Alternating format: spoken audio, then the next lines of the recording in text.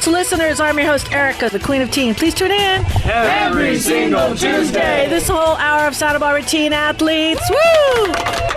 And we're talking all athletes. Good morning, everybody. You've landed on Teen Sports Radio. Yeah, we're on AM, FM, and Eternity Ready Radio. We had a great, we were participating in a podcast last Saturday, and it was really exciting, a global conference. We had a really good time. And the only time I got to say, I was munching a little bit on Dominique's bread because she knows I get a little bit nervous. Okay, and I tell you one thing, Dominique, your bread, you've mastered it. Thank you. So school is out right now, and I'm telling teens if they wanted something to connect with their grandparents or their parents, talk about it, Dominique, because that's just been a total family connection. Sure. So making your own starter to create sourdough bread is quite an experience. There are a huge amount of YouTube videos to help you out. Just put in, how do I make a sourdough starter? And there'll be lots of help there. But the nice thing is, the yeasties form from what's in our environment, and those yeasties fermenting in the dough is what makes the gluten more digestible. So I just recommend, if you can, use organic whole wheat flour, organic rye. But if you've never had an experience of baking, I highly recommend it. It's very satisfying. Dominique, she's all in on this, okay? Of course, we had this contest in the very beginning a few months back. And I put mine in the pantry, and I just left my phone on, and I played 70s music. You know what I'm saying? Because something's not right with me. But everybody knows that, okay? And then she was doing her own thing. So I was kind of mocking it, but oh, my God. So now that she knows how to do it, what's so funny is, and I don't know, maybe Alex can explain this to me. Like, I won't touch any other bread now. And our house has bread in it. But unless it's Dominique's, because I know my body wants that bread and it doesn't want all the other crap that I've been eating my whole life. So it's just bizarre. I don't know, Alex.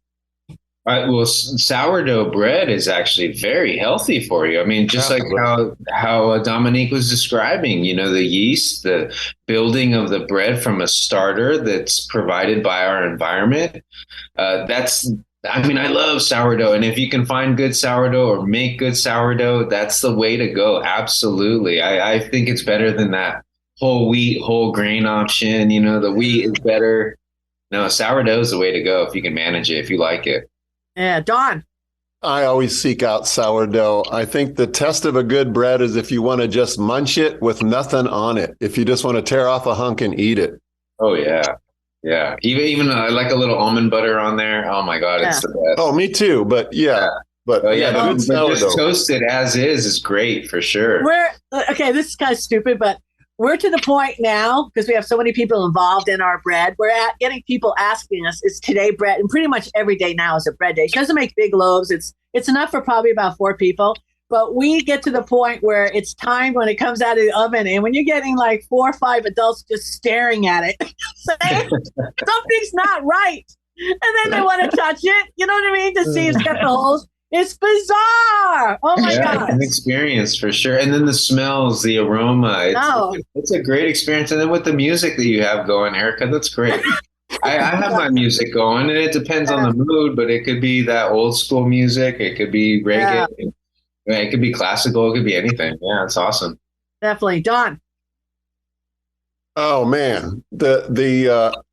My son's restaurant, this guy, Claude, makes this unbelievable. He's one of the managing partners, and he makes this unbelievable sourdough and all different forms. Like some of them have olives in them and everything. But it's just, like I was saying before, if you just want to grab some and munch on it, and there's thin crust stuff that comes sliced, my son brings home, and then there's these big, loaves that you have to cut into, and they have a big thick crust, and with good bread, chew it and that's good jaw exercise, chew that big thick crust. What's the name of the restaurant again? Ojai Roti. Ojai Roti. Okay, yeah. I like to give plugs where plugs are necessary. And he also works at another one right there on that same corner almost called the Duchess. They're both very good They're probably 2 of the most popular restaurants in Ojai. Nice. Beautiful. All right. Anthony's got some updates before we go to break. We've got Richard in the house waiting from his chiropractic school up in San Francisco. But before, Anthony, I know you've got some stuff to tell about the food bank. Yeah, we have a Picnic in the Park, which runs from June 12th through August 18th. It's free kids lunch.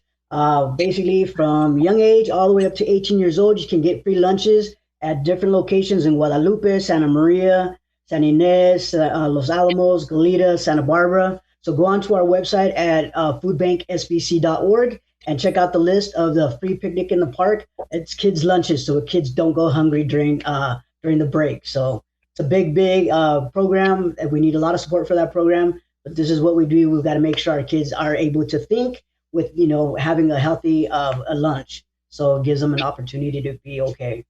So that being said, fresh fruit, we have an edible yard. Anybody out there with a lot of fruit trees? I did this last year for you, Anthony, as you know, bags and bags, and you did the pickup. If anybody has extra fruit that they want to provide and serve, this is a great place for it to go. And you just drop it off where? Because you have a new location, drop it off at our two warehouses, one in Santa Maria, one in Santa Barbara. But also you can give us a call. If you don't have the supplies to glean yourself, give us a call. We'll go and glean for you. And we'll go, and if you're willing to donate that, the fruit or vegetables, whatever it is. But we have a team that actually goes out as well. It's our backyard bounty program. So we can go ahead and glean, and we pick up the fruit as well. Woo! I love it. What a beautiful summer. Looking forward to all these treasures. All right, let's get to Richard right after these. Stay here, everybody, right after these messages.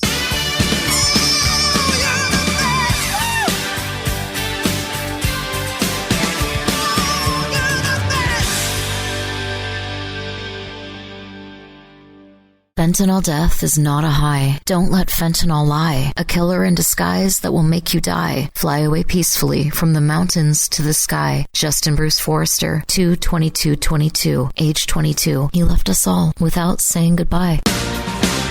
You're simply the best. Better than all the rest. Better than anyone.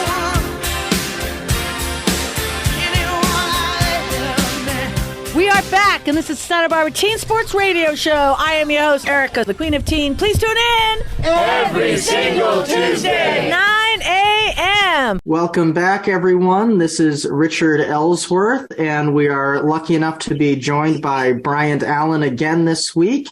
We are both chiropractic students, and we are coming to you live from Life Chiropractic College West in Hayward. And we have a really fun topic to share with you today. Bryant and I were talking earlier, specifically after a trip to Costco, about snacking. And we know that everybody really likes to snack. I was about to say just teens, but everybody loves to snack. And we wanted to talk about some different types of sugars that exist in these snacks specifically that we can keep an eye on to make sure that we're eating the healthiest things possible that can really accelerate our performance in everyday life as athletes. So Brian, what are some of these sugars to pay attention to, and what's going on in the news and in research lately? Yeah, that's a great question. It was a fun Costco trip with you, and I think coming from the Seattle area, it was such a bubble to be blessed around this food. And now living in the Bay Area in Hayward, Costco's really tailoring to the community out here, and you and I were daunted by the amount of processed sugary foods on the ends of these aisles. And goodness, Sky, 4 days ago, some profound research just came out about the lead ingredient that makes up Splenda is called sucralose 6-acetate. And it's now being shown to be genotoxic. And wow, my goodness, it's doing irreplaceable damage to our genes and brain cells. It's pretty gross. And so just a message to these amazing teen listeners out there that care about their body. It can be overwhelming at first, but really reading what's inside the ingredients, and having like real cane sugar, if you're going to choose to have those carbs, is fine. But there's some stuff out there, man. And sucralose is just one of those things that's like, it's not even humanly made. It's not even, I mean, nature made. It's so processed. And so we're seeing insulin resistance. The snacking industry is through the roof right now.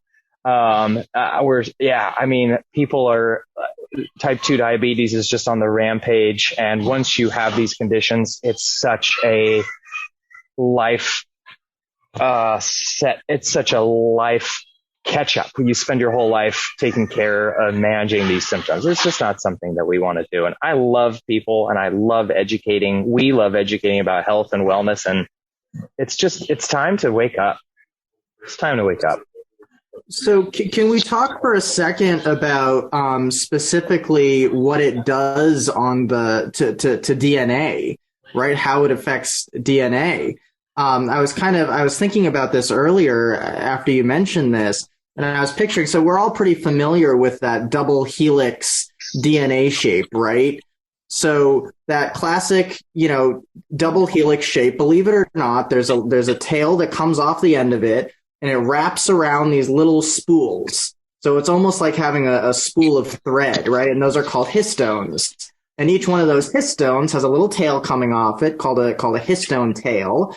And different chemicals can bind to these histone tails, which can affect how genes express themselves. So if you're consuming a toxic sugar like this on a regular basis, you can actually affect what chemical binds to these histone tails, and then what gets expressed in your genes. And that could be something like heart disease, kidney disease, diabetes. Yeah. Who knows exactly what it could be? The point is that our genetics, we have a role in determining what those are, right? I remember a doctor a while back that said, we are not our polymorphisms, right? And polymorphisms are the expressions of a gene. And oftentimes, maybe someone gets heart disease and their father or their grandfather had it or something, right? And they say, oh, well, I'm now predestined to get heart disease too. And it's like, no, The only thing that determines what you get and what you don't get, what genes express themselves and what don't, is how you treat your body. Oh, that's beautiful. In regards to these sugars, that's an issue that we're dealing with. So, Bryant, for teen athletes, what are some great alternatives for snacks? Oh, that's an excellent question. So, fibers, fat, and protein. Definitely would do. I'm a huge fan of olives, raw food, like carrots, right? You can keep carrots in your fridge for up to 30 days or more. They last. I snack on olives all the time, like healthy little things. If you're on the go, just, minimally processed, little fiber or protein bars are awesome. That's a great question, Richard. I have a quick question because we got like 2 minutes left, and this always bothered me. Growing up my whole life, I never heard of autism, never knew what it was. And then I may be wanting 15, 20,000 kids had autism. Now, shocking, and I don't know if this is going to, with all the sugar and stuff, now it's like 1 in 40 kids are on the spectrum. Do you think that has something to do with it? That's a touchy subject. That's a good question.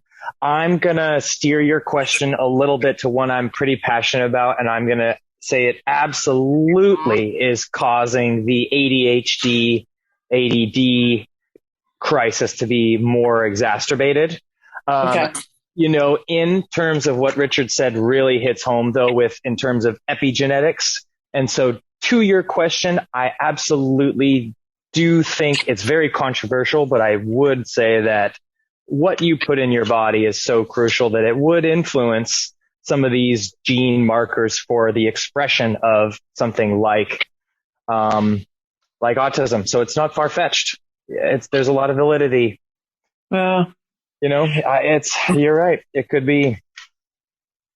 Okay, last question. We got a minute left, but I had an argument with somebody today. As far as drinking water, can you imagine me argue with anybody?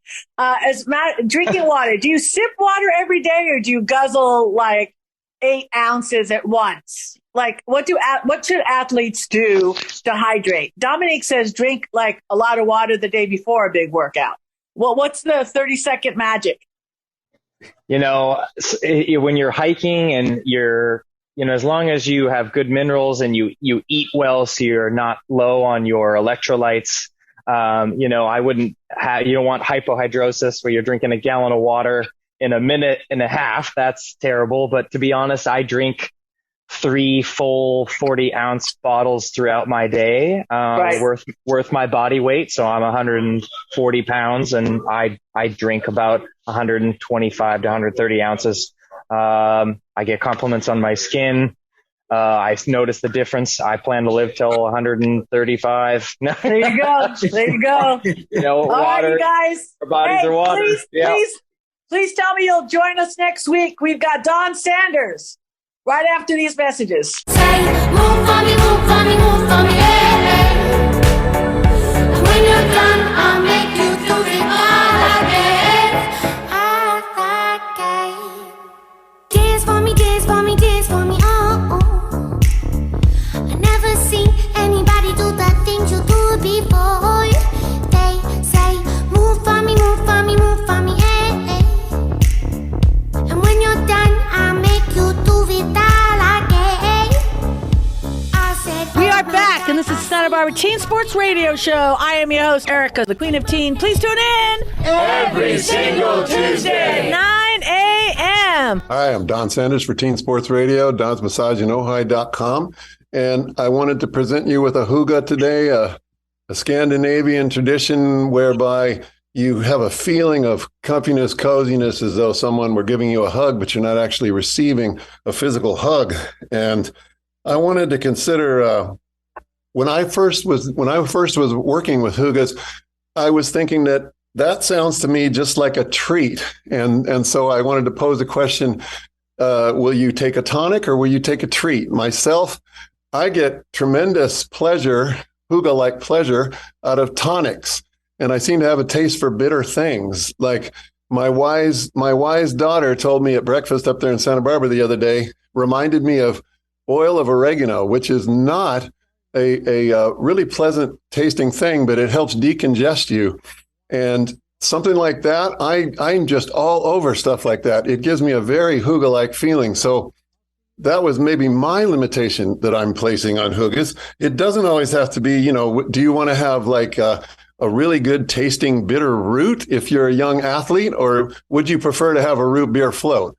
I think a lot of people will say root beer float, but consider if that tonic like made you when you go to sleep, you feel all rested and healed in the morning and you feel ready to go out and play at your best, then, hey, that's a Hyuga moment. So I'm just thinking our biggest superpower as human beings is adaptability. And what gets in our way, I think, sometimes is stubbornness and a kind of not and maybe conforming, like trying to do it the way somebody else did because we think that would make us better. But when I look at some of the greats, like say in basketball, right now I'm thinking of Larry Bird. These guys have honed a certain talent they had to a state of perfection. I'm always amazed by these Larry Bird stories where he would say to opposing players, he goes, okay, here's the way it's going to go. So-and-so is going to set a screen for me. I'm going to get the ball over there and see that spot over there. I'm going to shoot a 3-point from there. And I'm either going to shoot the game winner or else somebody's going to get the rebound and we're still going to win. And he would say these things and then he would back it up. He would do it. Right. And yet at the same time, the greatest of athletes, they also adapt. And remember, our biggest human superpower is adaptation. And so you have to be able to adapt. The only constant is change, as the expression goes. So sometimes we want to honor something and do it just the way somebody else did it because we love that person or we want to honor what they did and we want to have a tradition going around on it. But sometimes your best play is to just be resilient and open to the moment. Strength is not always just being an immovable object. Sometimes, like, really strong trees, the wind can bend them all the way down to the ground and they snap back up because they're resilient. That's a very important kind of strength. Sometimes when somebody looks like a tower of strength and nobody would be able to withstand or defeat them, and then, one of their knees gets snapped and they go right down. Same thing happens with actual trees. So this kind of a thing, I'm thinking about that in terms of clouds. There's that famous song of Judy Collins, I've looked at clouds from both sides now, and then she uses that as a metaphor for love. And so follow me if you've heard this. I don't like it in June when on the weather service, everybody starts talking about June gloom. For some reason, if we're lying on our back on a grassy hillside and the sun's out and we see these beautiful cloud patterns in the sky, we think that's good. I see a dog up there. I see a dragon up there. I see a flying horse up there. But then if the clouds are giving us wonderful protection from the sun, and they're giving us beautiful moisture, then what starts happening on the weather report on the news? They'll say it's still gloomy today. And I'd like to say, you guys that live at the coast, you have that wonderful marine layer that protects you all the time. And sometimes people are like, I wish it would be sunny. I wish it wasn't 20 degrees cooler than everywhere else. But up where I live, we're having that marine layer right now in Ojai. And I'll tell you what, when that burns off and the summer is really here, this is still an El Nino year. Last summer was one of the hottest summers in the Western states in 1,200 years. And that El Nino Southern Oscillation current down below the equator is not done yet. This summer is going to be a doozy. If you haven't been following the news, there's huge wildfires in Canada that are making people down in Massachusetts mask up and protect themselves from bad air quality. And New York City, and they're having planes stopped because of the smoke. Correct. Serious air problems. So, it's like I said, do you want the root beer float or do you want the bitter root tonic? It's like some people think that cloud cover is the bitter root tonic and they think they don't want it. But consider, when the fog burns off here right now and we get blazing hot sun, I was talking to a guy in the gym and I said, I loved all the rain that we just got this last week and that 30 inches we got over the last couple of months. And he goes, yeah, the plants are so happy. And I said, right? All my plants are so happy. In the summer, they're like, they're getting massacred by the sun. So it sounds like I'm talking in metaphors, and I guess I am. But I think there's something you can use there for all you would be your weekend warriors and you teen athletes as well. Anybody else want to chime in on this? Oh my God, I love it. The juxtaposition between tonic and sweet. Sometimes I realize for me, and maybe Alex, you might see this with some of the teens that you're working with, when I'm craving sweet, usually the little kid in me has not had a chance to play. And so the sweet is sort of to compensate because I really worked too hard or pushed too hard. But in the morning when I first wake up, I want bitter because that alkalines my body and my body is happier. And especially if you got the little cruddy summer cold, you want to go for bitter. Yeah. And did you ever just go like, oh, I've had such a hard day, man, I'm tired. I want to just have a brownie. And then you end up feeling lousy. Other times that just might be fine. But other times when I put all the bitter things I can think of, compound them in one drink and take it down, like you said, I feel absolutely marvelous. Yeah. Alex, we got to go to break. Go ahead, Alex. There's a lot to unpack there. But honestly, yes, the sacrifice is really what it comes down to. The discipline and the sacrifice, knowing that the root beer float's not going to be good for you. It's going to cause a lot of inflammation. You're not going to sleep well. It's going to mess with your gut for sure. Even though momentarily you're going to feel awesome, that tonic, even though momentarily you're going to feel like it's gross, the longevity benefits, how you feel for the next night, day, you can't really put a price on that. You can't really describe how beneficial it is for you to just make that small sacrifice and choose. But of course, everything's good in moderation. But I like your point about sacrifice, and you reminded me, as for all you young athletes out there, you have to cultivate discernment. You have to learn in what situation one thing is good and when maybe another leave it for another time, or you think it'd be really good, but maybe you should leave it alone altogether. And that takes trial and error. But as I say, our biggest superpower is adaptation. So yeah, you learn over time. Yeah, if I make that sacrifice, it's gonna pay off in rewards. I'm gonna feel more confident about what I'm doing. I'm gonna have a better performance. Just stop, everybody, and do a check-in with your body and think. Take the 5-10 seconds and process it, and I guarantee you'll go for the tonic. Let's take a break. We've got Dominique Hackett after these messages. Well, now together we will stand, every boy, girl, woman, and a man.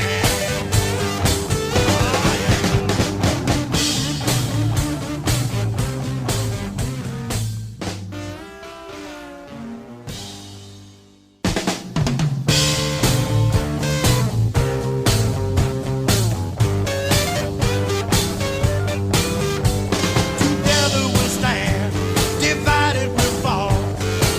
Come on now, people, let's get on the ball and work together. Come on, let's work together.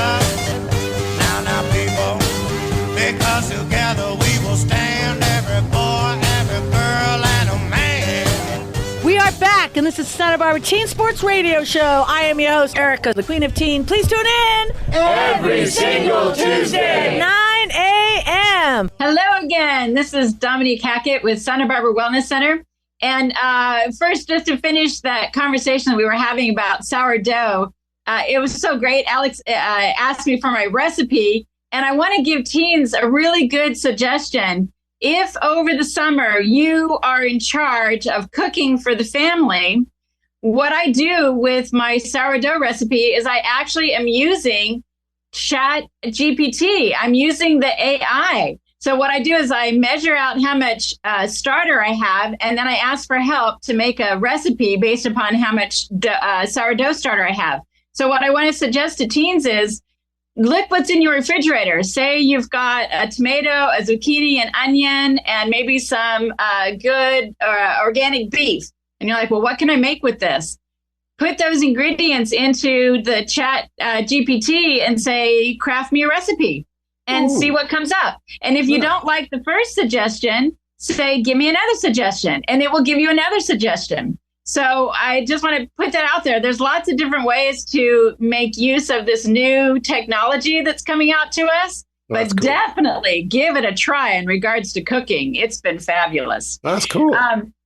Yeah. So that's my first thing. Then my second thing is, sometimes on our show, we comment to some of the problems that teens may be either experiencing at school or in relationship or at home.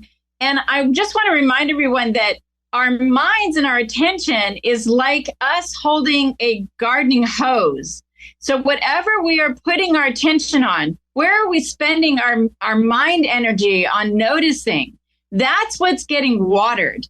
And so we want to remember on Teen Sports Radio that, yeah, sometimes we talk about some difficult things, but we really want to spend time and energy talking about those positive things. So I want to encourage teens, look at yourself and your tribe of people around you and look for some of these qualities. Does everyone's attitude tend to be on the positive? Is everyone trying to develop some sort of talent? Do your relationships feel good? In other words, a good feeling relationship is one where you can show up authentic. You don't have to worry about messy hair or messy this or even messy feelings. You can show up authentic. How about equanimity? That there's a constancy to the equanimity. That means a equal-mindedness. When Don was talking about our greatest superpower is adaptivity, that equal-mindedness is what helps us be able to balance things out, be calm. And just how about intelligence? That you see the people around you are learning discernment, that their intelligence is growing.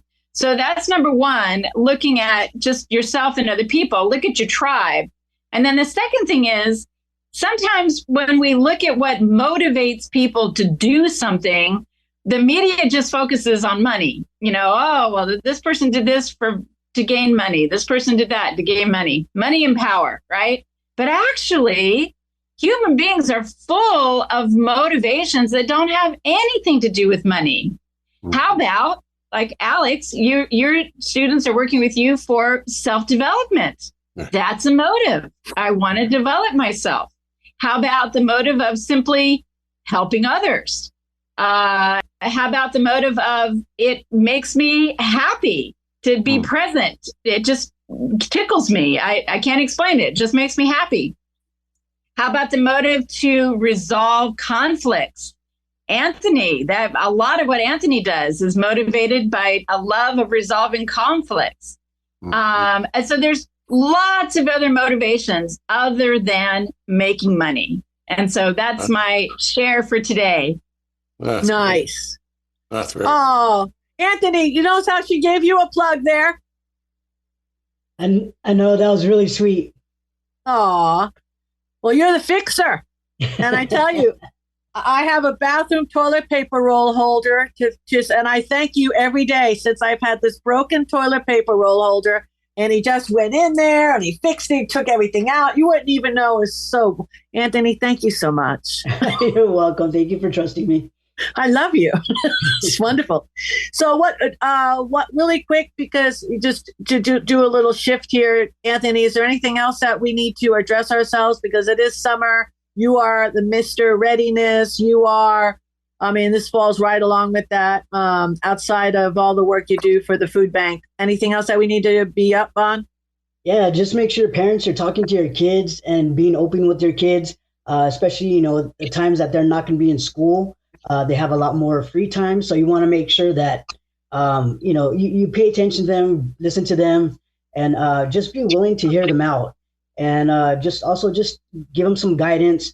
I know sometimes it's repetitive, but you know what? The repetitiveness always reminds us, because that's one thing that, as you get older, I'm speaking for myself, that I remember everything that my mom used to tell me. It was always right, and I always thought she was wrong, But the more that you say it, just let, and always just remind them that you love them and that you care about them, because a lot of us don't get that, or we've never had that. So just make sure that you just let them know that you do care, even if you're mad at them. That's something that you want to make sure that you just do before you go. Right, Dominique. That was one of my hardest things in therapy to learn, that I didn't understand. And I'm a parent of 5. That, hey, parents, our job is actually to say no, because our children's brains are still developing. And the center of the brain that has to do with responsible decision making is still developing. And for some of our teens, it doesn't fully develop until age 25. So the just stand your ground and say no, because our children's brains are not giving that information. So we're the only ones giving that information. And we have to do it over and over and over again while we create that environment where they can grow and blossom. And try a summer of just detaching. I know it sounds crazy, but I've detached for so long right now. This way you won't get, Dominique was talking about that early this morning with her mom and I, and just how people, they jump into the whole media and the programming and the propaganda and all this kind of stuff that gets thrown at you 24/7. Just detach. I know Alex does that. The first time I heard about just a complete detachment was like 15 years ago from Dr. Bryant, who used to be on the show and has moved away. But he's given me so many different things. And I said, oh, did you hear about this? He goes, no. And he goes, I don't even own a TV. He said, if we were having tsunami, I'm sure that there'd be some alarm going off. So he just lives in his bubble. And it's simple, but it's nice because he doesn't get all the triggers. And if parents are all worried about getting triggered every single day, you are not going to focus on your kids. You don't have the brain span. It's just not there. Dominique. Well, I was going to comment. Don's, some of his Hyuga sharing has been sharing that deep connection with your children and how that evolves and how satisfying that relationship is. Oh, yeah. Can I add? Yeah. At breakfast in Santa Barbara yesterday, my daughter, we were talking about, I've evolved into an oversharer, because as a kid, I think I was in my head and in my imagination a lot, and there wasn't any other recourse. Now I'm like making up for lost time. Plus, I want to be relatable. But like my daughter teaches yoga, I do massage. And so she said, well, you want to share an experience for an experience because you want to be relatable and you want to make them feel like it's okay to bring that here. But she goes, when I do a yoga lesson, my wise 24-year-old says, she goes, I'm creating a safe container where they can bring whatever they want. And that's sacred. and I'm not going to put anything into that. And I was like, ooh, the old talk more than listen more than talk. and I'm like, I've long since acknowledged her as my teacher. So we're never too old to learn something new. Well, this enables the person to self-process, right? And that's healing. Yeah. You know, when you work through your own things and you tied the knot, now you have to untie the knot. And that could be excruciating because people's like, no, that's my knot. I like my knot. Well, no.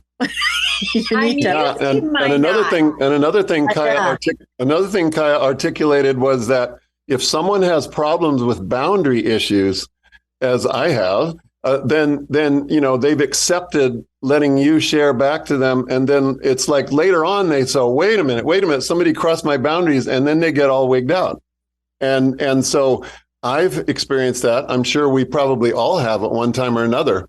And so you never know, you think it landed well, that you did something encouraging. And meanwhile, they're thinking like, what's this doing in my backyard? Right? Boundary issues. If people have boundary issues, then what you did with the best intentions to try and encourage them might just make them feel all anxious and angsty. Yeah. And I want teens to know that our brains and our bodies process information and emotions differently. So if you have a friend that comes back a couple days later and is upset about something, you can say to yourself, oh, pause. Maybe this person's processing is different than mine. And so I have to allow space for that. And that just means do a few more check-ins. Yeah. And another thing is this phone is not a relationship. Don't you like the two pictures of my puppies? They're gone now, but I love them. They're big part of my life. I wish that people this is more of it should go back to an appointment. You're texting, time, place. When you've got to scroll through a text, honestly, I stop. It's like, if you want to, I need face to face. I need eye contact. We need to break this down a certain way. This does not do it. This is mind speaking. This is, gibberish. And not only that, when you retell a story, I read about this from some famous doctor. I wish I don't have my notes here in front of me, but a lot of times your thoughts of what took place are not the actual situation. It wasn't. And I learned this recently with the gathering that I was with, and a friend comes up and was retelling a story of events, and I was in the same room, and that story she told did not happen. And it's funny because the first thing you do is you think you're nuts. You think, did I miss? You know what I mean? It's like that it. And everyone's like, well, why don't you say something? Why didn't you say something? And I just let it go by. But it was funny. It actually proved to me beyond a shadow of a doubt, okay, that does exist. So kids, sure. Parents, grandparents, be mindful. Dominique. Oh, yeah, sure. The fact that we have a sensation that we remember perfectly, but actually we really don't. What an eye opener. Yeah, memory is imperfect. I spent my whole life, saying the last time the Beatles played at the Cow Palace in San Francisco, my friend had a ticket for me and my mom wouldn't let me go. So 50 years later, after I hadn't seen this guy for 35 years, we reconnected. I'm with my wife and I'm telling that story again. And my friend is there and he goes, Don, I never had any tickets for the Beatles at the Cow Palace that last show. And I'm like, what? For years, I'm mad at my mom for not letting me go see the Beatles at the Cow Palace. Turns out I didn't have a ticket anyway. Yeah. Yeah, it's funny. I had a situation like that too. I was blessed. I got accepted to all the schools that I applied for. I moved out here my senior year of high school, and back then you had everything was manual, right? There was no computers and everything like that. So I thought I wrote a great essay, and I just wrote it myself. I sent it all in anyway. Got accepted as a freshman at UCLA, which is was a big deal back in '78. So fast forward 40 years, and a friend of mine was telling the story. She goes, her dad passed away, and she goes, the one thing I'll never forgive my father for, it was not letting me go to UCLA. Well, the fact is, you didn't get accepted. I got accepted. You never got accepted. You know what I'm saying? Don't you remember? Don't you remember the thing? You were crying. You didn't get accepted. I got accepted. You didn't get accepted. So you went to Long Beach State, and my father said he wasn't going to pay for UCLA for me because it's too much money. You don't know what you want to do. So I ended up going to Long Beach State, and then my father promised me that if I do well there, you'll be proud of what your degree says, and mine says Westmont, and I'm really proud of that. So, but at the back of Westmont, it doesn't say Long Beach State, right? So I tell people, I said, look, it's. What did you say about the whole thing, the hare and the tortoise, Dominique? Yeah, that's a favorite story. It's about what you're focused on. What are you focused on? The tortoise was focused on winning. Didn't matter that the rabbit kept running in front of him. He just focused on winning. And who won the race between the hare and the rabbit? The hare. The hare didn't win. The tortoise won. The tortoise won, yeah. Yeah, and it's too funny because with my Japanese students and my all the students that we have had, not Japanese, I'm sorry, Chinese students, and we had Laura from Italy. That was my mantra through the whole decade experience of helping international exchange students is I've always said that in this country, the tortoise wins the race every single time. So you're not at a disadvantage, but English is not your first language. So just be patient, grind it out, put in the 10,000 hours, and you'll definitely be really happy. You'll look behind you and everybody, you will be there before everybody else. Dominique.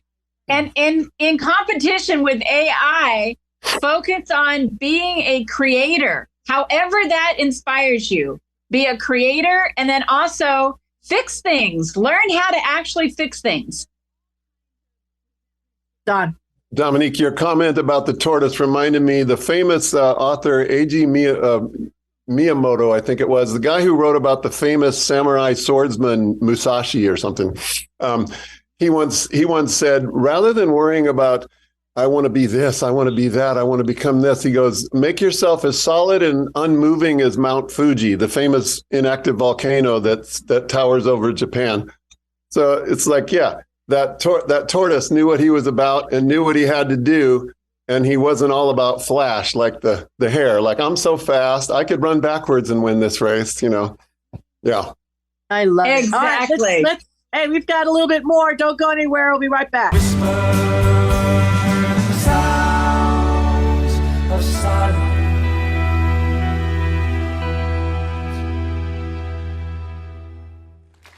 People talking without speaking, people hearing without listening, people writing songs that voices never share.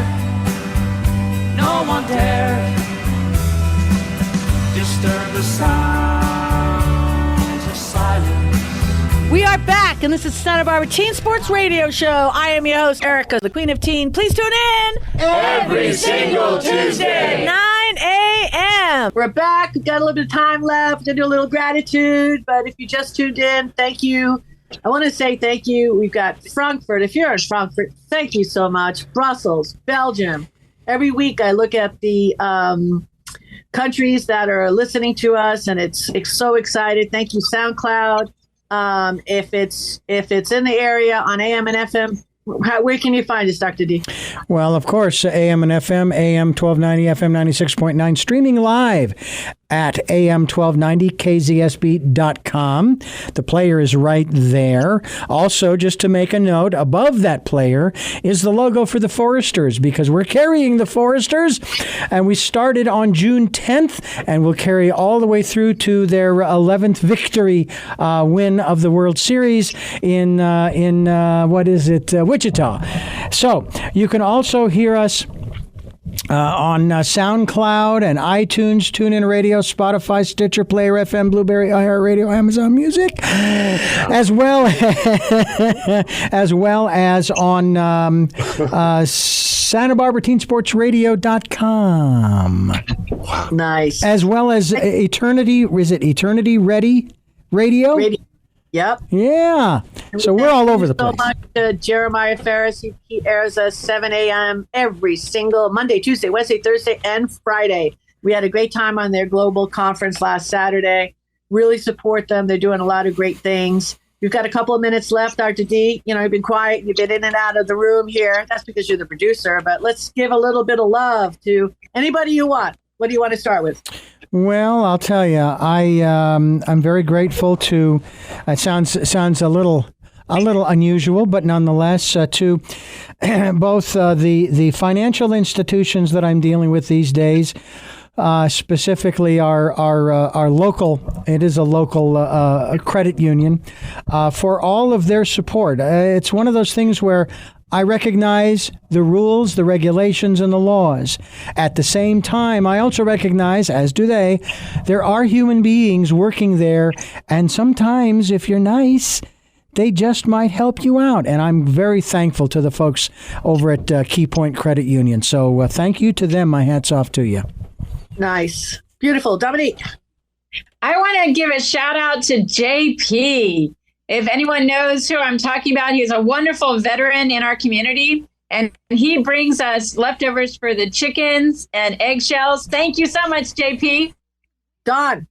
I want to give a shout out to my friend and colleague, second generation Rolfing body worker Zach Frank in the tower office building of the Paseo Shopping Center there in beautiful downtown Santa Barbara, right on State Street.